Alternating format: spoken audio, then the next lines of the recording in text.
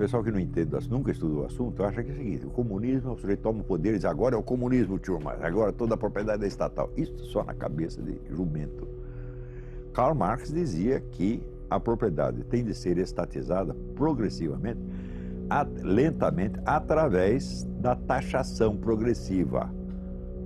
Aumentar imposto, aumentar imposto, aumentar imposto, e isso vai estrangulando os caras e transformando os empresários cada vez mais em escravos do governo. Que é um processo que o nazismo fez igual, colocar o empresariado de joelhos. Só que o nazismo queria parar aí. Vamos dizer, o nazismo se contentava com o socialismo. E os comunistas não, tem que prosseguir até acabar o último. Nós temos que tomar tudo, depenar os caras até o fim. Daí fica tudo nosso. Ou seja, o socialismo ainda admite uma divisão, um acordo entre poder político e poder econômico.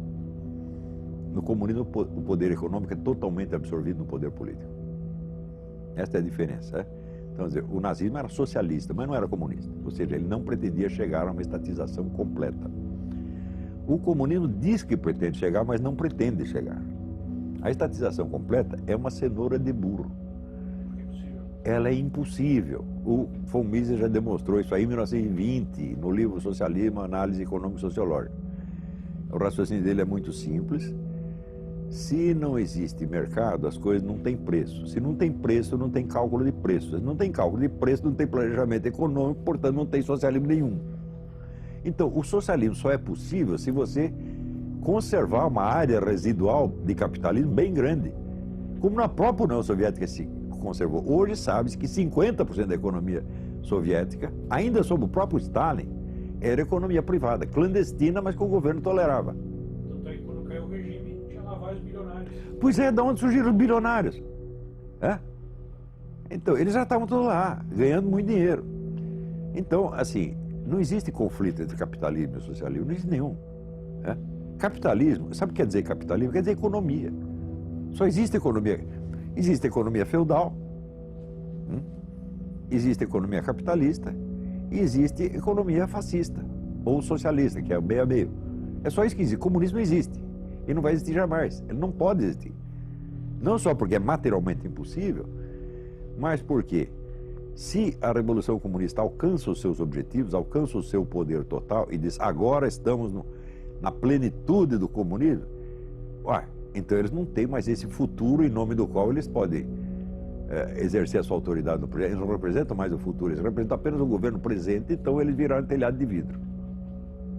Então o que é? O comunismo é para ser empurrado com a barriga ad eternum. Tá certo? Tudo isso é um engodo monstruoso, né? E é uma coisa que você não precisava esperar a experiência de um século para saber que é assim. No próprio conceito do comunismo, o conceito abstrato do comunismo, tal como Karl Marx o define, você já vê essa contradição ali desde o início. Então, quando você tem um plano contraditório, então é o seguinte, você está dizendo que vai fazer uma coisa, mas você vai fazer outra. Você não vai fazer o que você está dizendo, você vai fazer um outro negócio. É impossível. É impossível. Se você promete impossível, você vai fazer algum possível. E provavelmente vai ser uma bela porcaria. Agora, você vê o seguinte, mentalidade revolucionária não é idêntica com o comunismo. Ela é muito anterior ao comunismo, né? E ela transcende o movimento comunista de uma maneira extraordinária. Isso é um ponto assim que você não perguntou, mas eu vou responder. Que é o seguinte, o que é a revolução? Uma revolução é uma proposta de uma reestruturação total da sociedade por meio da concentração de poder. Se falta um desses dois elementos, a reestruturação total da sociedade ou a concentração de poder, não é uma revolução, é um outro processo qualquer. Ora, vamos dizer, a tentação revolucionária, quer dizer, a tentação de remodelar a sociedade por meio da concentração do poder, não é exclusiva dos comunistas. Existe um forte elemento disso dentro do próprio capitalismo. Quer dizer, cada mega capitalista é um revolucionário nesse sentido. E usando meios que normalmente não são considerados políticos, por exemplo, a tecnologia. Você vê, esta semana está uma discussão, até o Stephen Hawking falou alguma coisa a respeito, que essas grandes empresas de informática estão querendo criar robôs que sejam mais capazes do que os seres humanos e mais fortes fisicamente do que os seres humanos. Então, Então daí surge o negócio mitológico, os robôs dominam os seres humanos. Isto é um topos, é um lugar comum, que apareceu até na revista Mickey, né? Mickey, Pato Donald falar disso. Mas é claro que quem vai dominar os seres humanos não são os robôs, são as empresas que os fizeram. São outros seres humanos, tá certo? Dominando através dos robôs. Vai ser tudo culpa dos robôs, evidentemente, né? Então, o que é isso? É uma concentração de poder, tá certo? Para remodelar a sociedade totalmente. Agora, o pessoal pensa que o movimento comunista se define por uma ideologia, né? Eu digo que vocês estão loucos.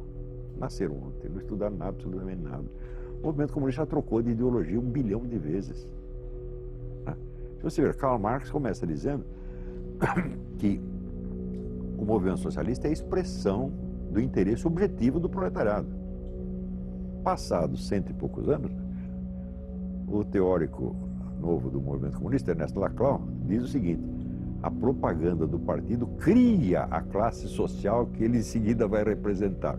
Eu digo, é teoria inversa, mas ela continua com o mesmo nome, continua sendo marxismo. Isto é próprio do pensamento dialético, converter-se no seu contrário quantas vezes for necessário. Então, quando você estuda a história, você vê que o comunismo não é uma ideologia de maneira alguma. O comunismo é uma cultura, né? E os laços que prendem o sujeito a uma cultura não são laços intelectuais de uma doutrina a que ele adere, né? São laços de familiaridade, de lealdade pessoal, laços simbólicos, afeições, gestos rituais, emocionais, etc, etc. É por isso que você não pode convencer um comunista. É a mesma coisa, eu vou pegar um índio do Xingu e convencer ele a ser, sei lá, um aborígene australiano. Você não vai conseguir, né? Eu vou pegar o japonês e convencer ele que ele é um italiano. Não dá para fazer isso, né? Quer dizer, você mudar de cultura é tão difícil quanto você mudar de planeta, tá entendendo? Então é uma metanoia, um processo muito profundo. Eu vivi isso, pô. Agora, eu tive a vantagem seguinte: eu não fui criado no meio comunista. Eu não sou, como eles chamam aqui, eles chamam de red diaper, né? A fralda vermelha. O nego já foi criado no meio comunista. Eu tinha amigos que eram assim, amigos que eram de famílias comunistas tradicionais, né? Mas eu não era, né? Eu vinha de uma família católica e entrei no meio comunista já um pouco tarde. Então, a adesão não foi tão profunda assim. Mas mesmo assim, eu vejo que o comprometimento da minha alma e da minha psique nisso foi sério. Eu levei 20 anos para me livrar disso. Basicamente, a coisa é essa: a União Soviética foi um órgão do movimento comunista e não o movimento comunista. Por que os caras estudavam assim? É muito simples. Quem estudava isso? Os sovietólogos eram funcionários do governo americano. Eles não eram funcionários de um partido, né? De um movimento internacional, como os comunistas. Então, eles olhavam tudo do ponto de vista do conflito entre estados. Não é isso? Então, tem o Morgenthau, na época, a teoria do Morgenthau, é o seguinte: os agentes fundamentais da política internacional são estados. Não são. O movimento comunista é muito maior do que um estado. O estado está contido. Está contido dentro do movimento, evidentemente. Olha, eu recomendo para você uma peça de teatro. Chama-se Processo e Morte de Stalin, escrito pelo grande romancista italiano Eugenio Corti. Então é o seguinte: os amigos, os colaboradores mais próximos de Stalin, os veteranos do partido, vão um dia até a casa de campo do Stalin com a decisão de matá-lo. Não aguentamos mais esse cara, ele está matando todos os nossos amigos, vamos dar um jeito nele. E eles chegam lá, eles prendem os guarda-costas do Stalin, me encostam o Stalin na parede: agora nós vamos acabar com você. O Stalin diz: companheiro da doença, você pode matar, mas primeiro vocês vão deixar eu me explicar, vocês vão me interrogar e eu vou responder, fazer um processo. Eles topam. E no curso do processo, o Stalin demonstra por A mais B que tudo o que ele fez de maligno estava rigorosamente de acordo com o marxismo-leninismo. E eles dizem: você tem razão, mas nós vamos matar você assim mesmo. Peça é maravilhosa.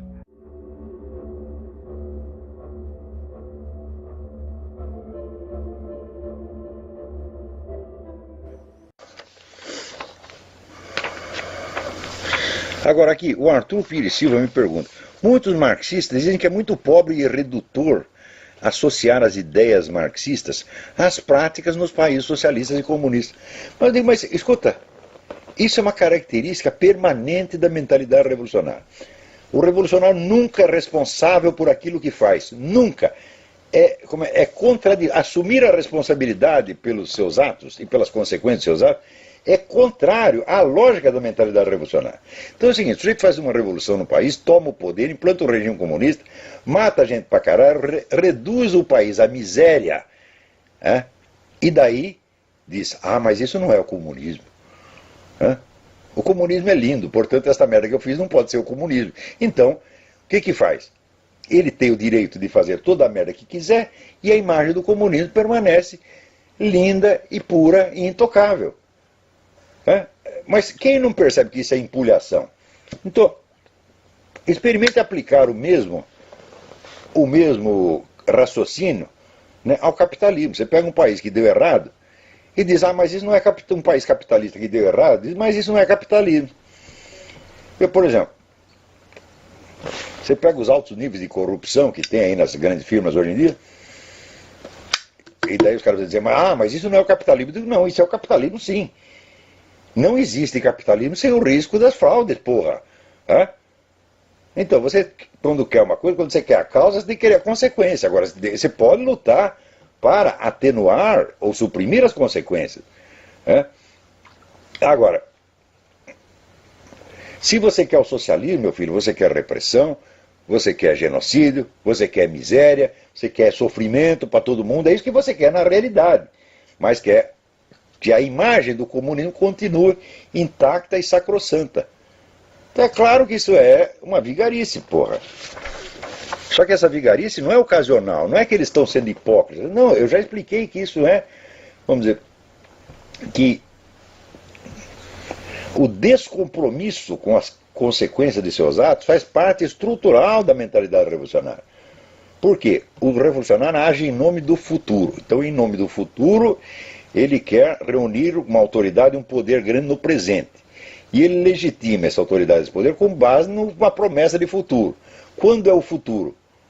O futuro é sempre futuro, meu filho. É que nem o Brasil, que é o país do futuro e sempre será. Então, o comunismo é o futuro da humanidade e sempre será, porra. Vocês não entenderam ainda? Portanto, o que quer que os comunistas façam? Não é o comunismo ainda. Então você está autorizado a fazer toda a merda do mundo. Por quê? Porque você só tem satisfação para estar perante o tribunal do futuro. Quando se reunirá esse tribunal? No futuro.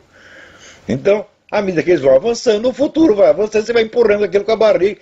Esse raciocínio, que é a distorção da percepção de tempo, já expliquei 1000 vezes, isso é elemento inerente à mentalidade revolucionária, são todos assim. Então não é que o indivíduo está sendo infiel à sua ideologia. Não, essa ideologia dele, ela em si mesma é vigarice. Ou seja, o marxismo começou proclamando que ele era uma ciência objetiva da sociedade. Passados 100 e poucos anos, né, vem o negócio do desconstrucionismo, que diz que não existe ciência objetiva nenhuma, que não existe nem a realidade, tudo que existe é a fala e o discurso. E os caras acreditam que há uma continuidade, que ainda é a mesma doutrina. O que é isso, meu Deus do céu? Se tivesse a esquerda toda, todo mundo aderiu ao desconstrucionismo. Mas continua achando até que são marxistas. Então você vê como o negócio é plástico. Ao longo desse processo, a propaganda comunista, que no início era propriamente uma doutrinação, repetição obsessiva de teses dogmáticas, foi se transformando cada vez mais num envolvimento emocional sem conteúdo doutrinal explícito, inoculando nos militantes menos uma concepção do mundo do que um sentimento de participação comunitária fundado no ódio a entidades cada vez mais vagas e menos definíveis. Em vez de perder credibilidade, porém, o discurso comunista ganhou força com isto, precisamente na medida em que já não é mais um discurso, em sentido estrito, e sim um aglomerado de símbolos de grande penetração emotiva, muitos deles não verbais, que apelam por igual às frustrações e ressentimentos mais disparatados, unificando, por incrível que pareça, o ódio de feministas e gaysistas à moralidade religiosa tradicional e a hostilidade fundamentalista islâmica ao imoralismo decadentista das sociedades ocidentais. A coerência do discurso ideológico já não importa mais. Só o que conta é a sedução infinitamente adaptável aos interesses mutuamente contraditórios dos grupos sociais mais diversos, todos mesclados numa atmosfera emocional difusa, onde todos os gatos são pardos e todos os pretextos são bem-vindos. Quer dizer, você faz um plano no qual você proclama uma parte dos objetivos, mas a parte mais profunda e inevitável fica escondida. Então, ao longo do tempo, as suas consequências se manifestam com uma precisão silogística absolutamente formidável. Por exemplo, o fato de que, num casamento gaysista, como eu já expliquei aqui, casamento gay, não existe definição de papéis conjugais. Se não existe definição de papéis conjugais, então qualquer relação humana com função sexual indefinida ou não declarada passa a ser casamento. Está entendendo? Isso quer dizer, por exemplo, que o número de pessoas envolvidas não importa. Pode ser um casamento de entre 16 pessoas ou 35, tá certo? E também pode ser um casamento entre vários homens e várias mulheres, e assim por diante. Nada impede, por exemplo, como não há papéis sexuais definidos e não há elemento procriação, nada impede que um homem se case com seu filho ou com seu pai, tá? Ou com a sua mãe. Tá compreendendo? Então, é só aceitar o princípio do casamento gay, eu digo, a demolição completa do direito de família é automática.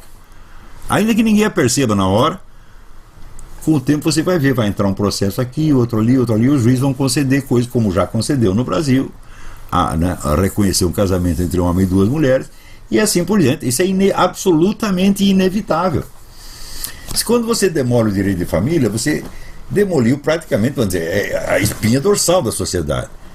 Isso não vai poder ficar assim, daí vem o quê? Vem o Islã para botar ordem no negócio, porra. É essa que é a consequência. Se disser, Max Weber dizer que a história é o conjunto das consequências impremeditadas das ações humanas. Bom, impremeditada pela massa dos militantes, dos idiotas úteis, mas premeditado por alguém que entendia o processo. Isso que eu estou dizendo para você é algo que esses estrategistas desse movimento entendem perfeitamente. Eu até entendo depois deles, né? Porque eu não vou ficar gastando meu tempo para ficar pensando maldade para fazer com os seres humanos, mas eles pensam, né? E pensam muito bem pensado, né? Assim como Hegel falava de uma astúcia da razão que conduzia os homens sem que eles o percebessem, pode-se perfeitamente falar de uma astúcia do inconsciente, em que os símbolos carregados de esperança guiam a humanidade em direção a catástrofes e sofrimentos. Por quê? Esses símbolos da proposição são conhecidos pela esperança que eles manifestam, não pela sua mecânica, pela mecânica real do seu funcionamento. E quando tudo dá errado, desemboca em catástrofe, muitas pessoas podem dizer, nós fomos traídos. Eu digo, você não foi traído. O que está se desenrolando diante dos seus olhos é a consequência inevitável das premissas que você já assumiu. Portanto, não houve traição alguma, houve uma coerência extraordinária.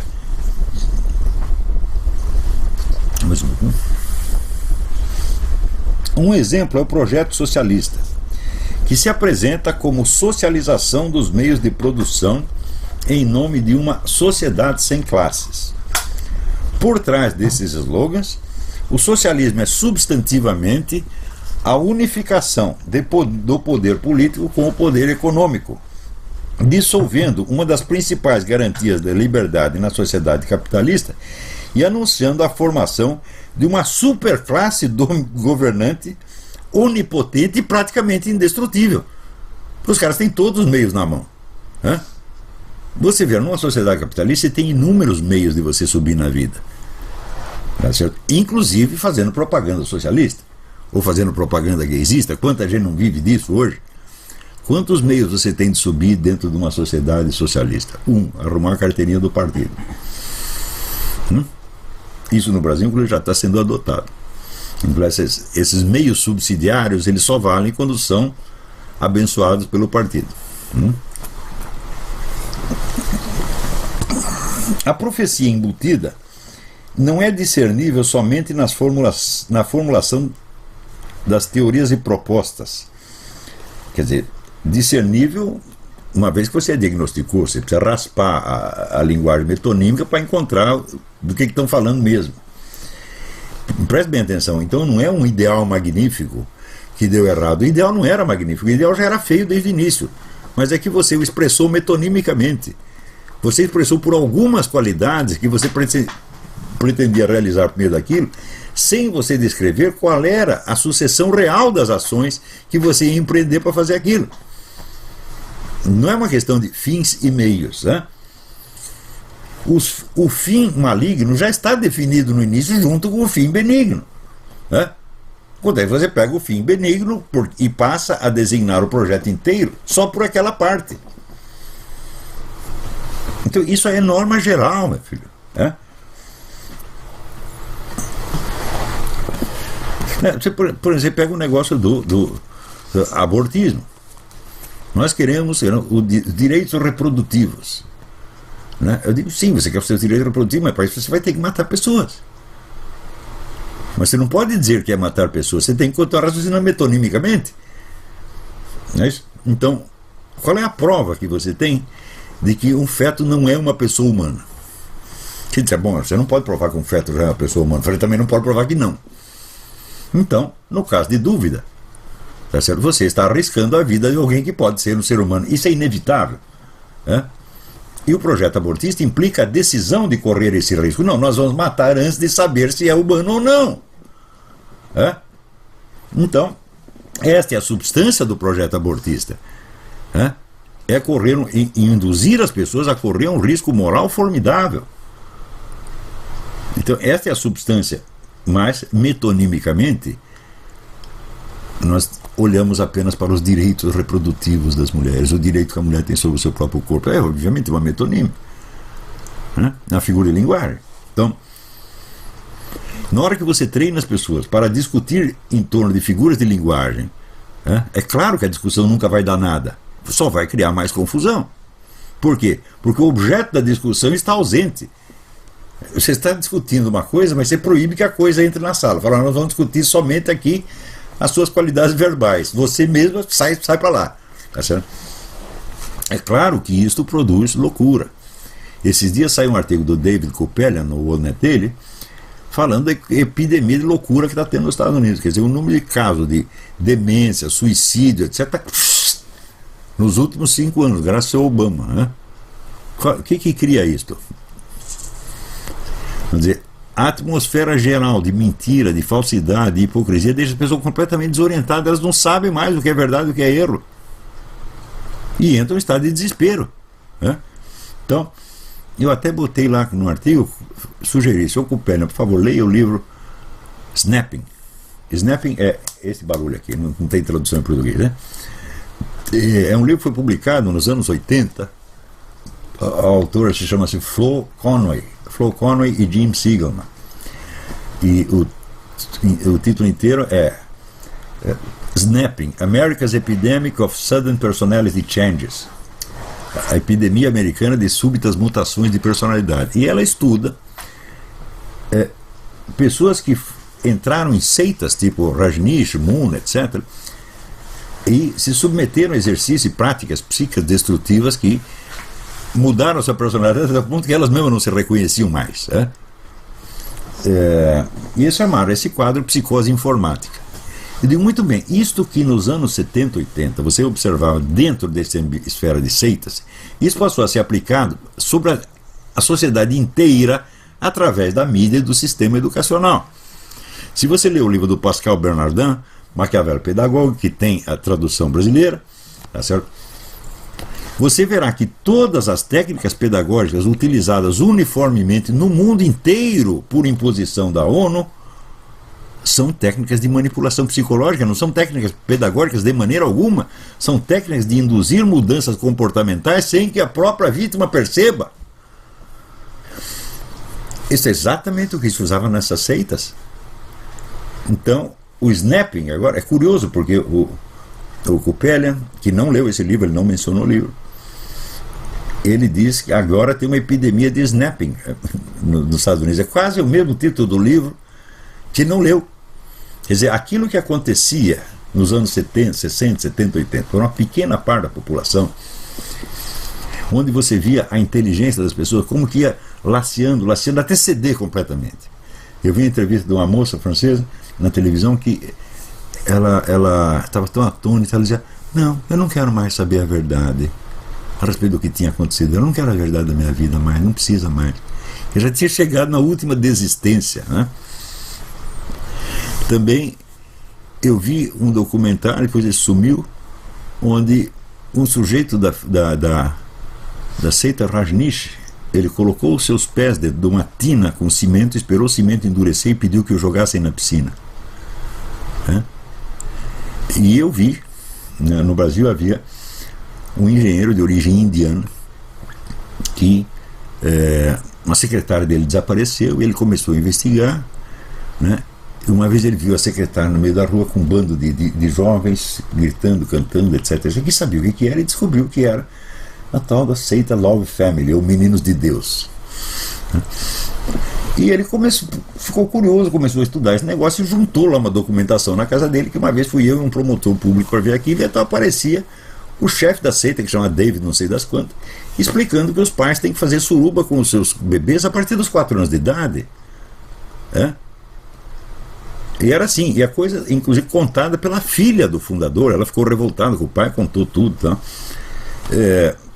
Então essas coisas aconteciam para uma faixa mínima da população, mas aquilo foi apenas balão de ensaio.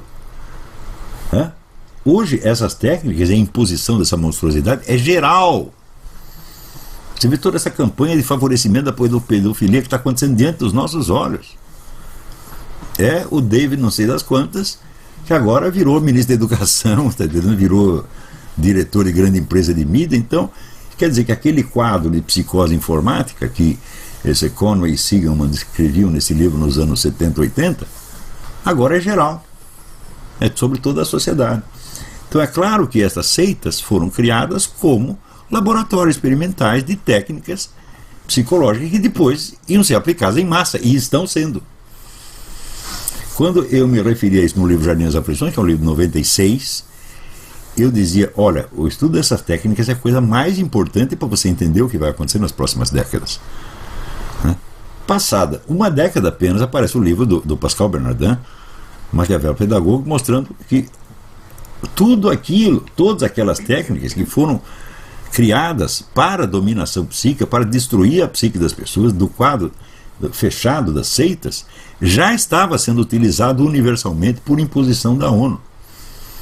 Agora, você veja, as pessoas que querem se opor a essas coisas na base de um discurso moral ou de um discurso anti-esquerdista, meu Deus, elas estão 50 anos atrasadas. Não se trata mais disso, já é outra coisa, muito pior. Você está entendendo?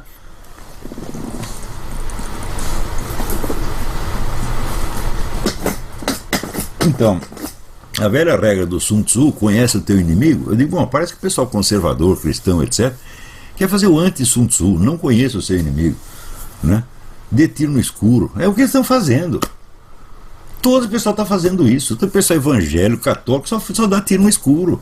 Não sabe o que estão fazendo, porque não tem um jeito, só tem 2 jeitos de saber. Ou Deus revela a coisa para você, ou você vai ter que estudar. Ou as 2 coisas. Não é isso? Mesmo quando dá revelação, alguma coisa você vai ter que estudar. Não é isso? E o pessoal não tem nenhuma coisa nem outra. Deus não me informou de nada e eu estou com preguiça de estudar, não vou querer saber. Né? Então, continuando aqui. A profecia embutida não é discernível somente na formulação das teorias e propostas, mas também nos símbolos que as condensam para a imaginação popular. De algum modo, a letra do hino da Internacional Comunista, composta em 1871 por Eugène Potier e posta em música em 1888 por Pierre de Gaiter, a qual até hoje fascina a mente das multidões militantes com a imagem da bela sociedade igualitária, já contém na sua primeira estrofe o anúncio da debacle apocalíptica que veio a constituir a história do comunismo. Veja que coisa. O sujeito, então, que em 1888 lesse com atenção, né, com capacidade interpretativa, com instrumentos de análise crítica, a primeira estrofe da Internacional, já entenderia imediatamente isto vai dar merda. Vamos lá. Mesmo depois da queda da União Soviética, no entanto, essa profecia continua tão mal compreendida que muitos ainda tentam realizá-la por meios novos, mais inventivos e mais desnorteantes, enganando-se a si mesmos com uma feroz devoção ainda mais intensa e louca do que aquela que guiou os pioneiros da ditadura soviética. Ao conclamar ao grande empreendimento da Revolução Socialista os danados da terra e os condenados da fome, les damnés de la terre, les forçats de la femme, o poema já insinua que quem os convoca à ação é, hegelianamente, a razão, a deusa inspiradora de 1789. No entanto, de onde vem a voz dessa divindade? La raison tonne en son cratère. A razão faz-se ouvir como o ronco temível de um trovão que, paradoxalmente, não vem dos céus, mas das profundezas de uma cratera. Ela é aí concebida, com toda evidência, não como um ideal superior que acena aos homens desde uma altura divina, mas como uma força ctônica, subterrânea, infernal. Há uma lógica dentro dela, mas é a lógica da astúcia demoníaca, aquela mesma com que Satanás surpreende o poeta no inferno de Dante. Forse tu non pensavi que io loico fosse, não imaginavas que eu também fosse lógico. A inevitabilidade interna do processo, que inspira e dirige a ação das massas, acaba indo de fato numa direção imprevista e catastrófica, mas nem por isso menos encadeada com rigor implacável a uma premissa obscura e mal compreendida. Nem mesmo a geração de comunistas que foi levada ao desespero e até ao suicídio pela revelação dos crimes soviéticos em 1956, chegou a atinar retroativamente com a lógica trágica imanente ao ideal socialista. Todos explicaram o desastre como fruto acidental de traições e desvios, sem notar que com isso desmentiu no ato a sua própria teoria da necessidade histórica, na qual o acaso e os caprichos individuais contam para muito pouco ou para quase nada. Quer dizer, foi um espetáculo realmente, sim, tragicômico. Você vê milhares de marxistas que certamente acreditam vamos dizer, numa necessidade histórica impessoal, jogando tudo nas costas de indivíduos. Foi fulano, foi fulano, foi fulano. E como que fulano pode ter tanto poder assim sobre um processo histórico que somente as massas constroem, meu Deus do céu? Né? O verso seguinte é ainda mais eloquente. C'est l'éruption de la fin. É a erupção do fim. O fim emerge do ventre de um vulcão. Fim do quê? O verso não diz.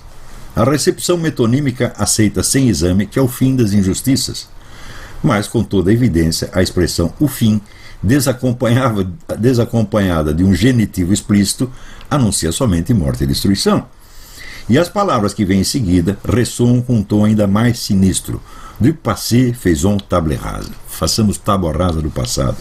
Apagar o passado, falsificar a história em nome de um apelo estimulante, tal tem sido de fato uma das principais ocupações da historiografia oficial esquerdista, induzindo as massas a entregar-se entusiasticamente à busca de um propósito cuja raiz desconhecem e cujos frutos, por isso, sempre hão de surpreendê-los com o sabor amargo de um enigma diabólico.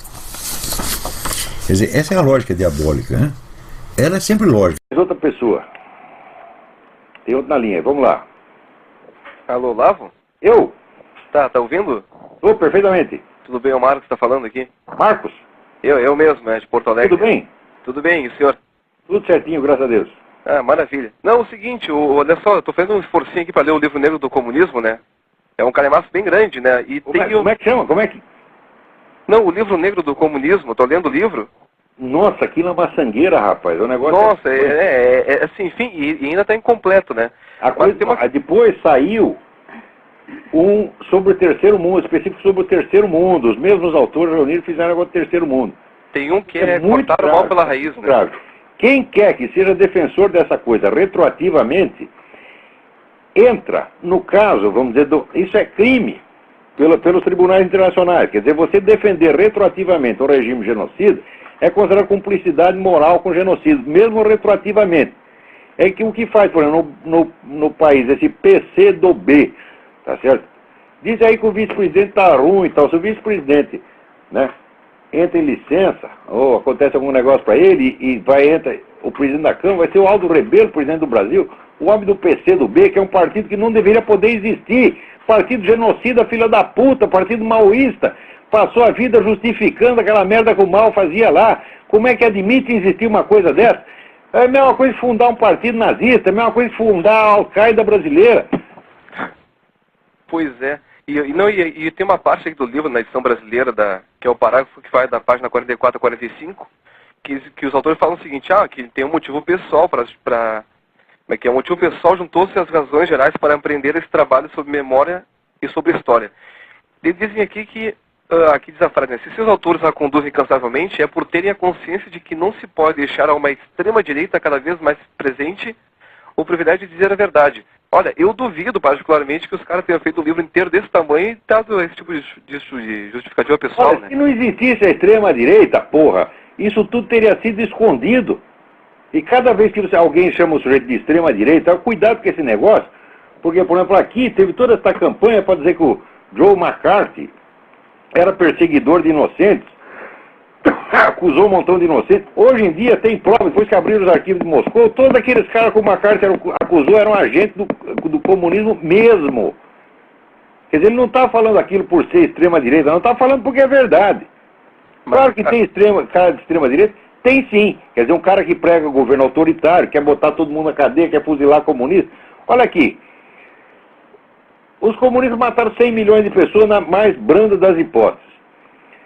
Se chegar para os caras da direita e dizer, olha, nós temos aqui uma fórmula para acabar com o comunismo, é matar 100 milhões de comunistas. Ninguém na direita aceita. Ninguém na direita é tão extrema quanto os comunistas são. Não, e a questão que eu queria levantar é a seguinte, o que levou esses autores a fazerem esse livro, que é um inventário, como eles mesmos falam, né? Agora eles eram todos esquerdistas, tá certo? Então, de certo modo, eles querem limpar um pouco a reputação da esquerda, confessando tardiamente os crimes. Esses caras eram os mesmos que, quando a coisa estava acontecendo, eles negavam e ajudavam a encobrir. Quer dizer, agora é um meio semi-arrependimento que tiveram, né? Porque, olha, esquerdista bom, eu não digo nem que esquerdista bom, seja esquerdista morto, porque para morrer você tem que viver antes. Isso vai ser um defeito terrível, que enquanto viver você vai fazer um monte de merda. E esquerdista bom é aquele que ainda não nasceu. Então, se perguntar, por exemplo, eu sou favorável ao aborto, eu sou favorável ao aborto de petistas, de cara do PCdoB, todos devem ser abortados. O que não abortar, pode abortar retroativamente, tá certo? Então, é melhor que não exista, que seja abortado, que jogue espermatozoide. É melhor tu jogar um espermatozoide no lixo do que você gerar um comunista, tá certo? Agora, matá-los não adianta nada. Primeiro, quando mata, eles já fizeram um monte de merda. Segundo, que você vai sair matando comunistas, vai ter tanto comunista para matar que você vai fazer uma merda do tamanho que eles fizeram. Então, não tem que matar os caras, não. Tem que contar a verdade sobre eles, jogar a verdade na cara dos fulanos, tá entendendo? Envergonhá-los em público, tá certo? Tirar a reputação deles e fazer com que as pessoas os desprezem. É isso que tem que fazer. Que é o que o governo militar brasileiro não fez. O governo perseguia os caras quando eles faziam terrorismo, mas propaganda contra eles não fazia, não. Eu me lembro dos cartazes que tinham contra os guerrilheiros na época, nenhum chamava os guerrilheiros de comunista. Era proibido chamar de comunista, tinha que dar a impressão que eram apenas criminosos comuns. Quer dizer, o governo militar se absteve da luta ideológica, se absteve covardemente da luta ideológica e depois ainda ajudou os comunistas a voltar ao poder e ajudou os comunistas a matar angolano. Tá, né? Quer dizer, isso é o que no Brasil se chama de extrema-direita. Pois é. Tá bom, Olavo. Tá bom. Obrigado pelo tempo. Deus te abençoe. A você também. Obrigado, abraço.